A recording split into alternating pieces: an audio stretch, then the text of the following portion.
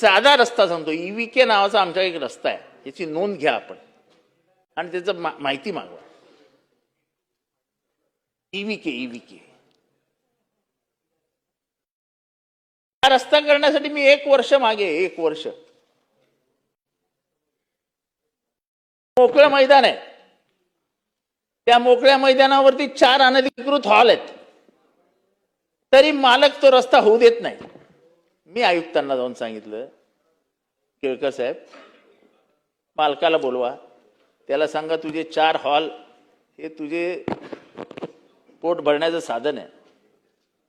उद्या आम्ही घुसलो आणि ते 4ही हॉल जमीनदोस्त केले तर काही राहणार नाही. रस्ता दे आम्हाला, आमचं काम करू दे, तू तुझं काम कर.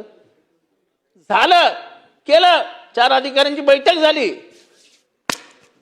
आजपर्यंत काम नाही. 1 वर्ष झालं. 1 वर्ष कशी कामं करायची आमदारांनी?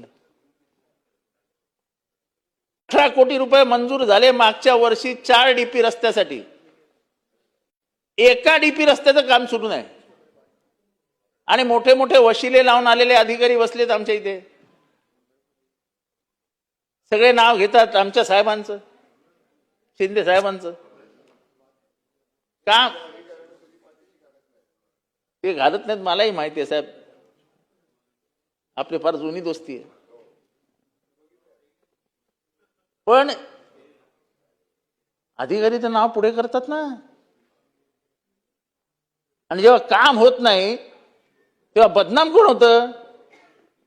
आता माझ्या मतदारसंघात जर काम केलं नाही तर माझ्या मनात शंका काय येते? शिंदे साहेबांनी थांबवलेलं दिसते. ते थांबवत नाहीत, त्यांचा तो स्वभाव नाही, मला माहिती. पण अधिकाऱ्यांना लावा ना, जरा चाप लावा.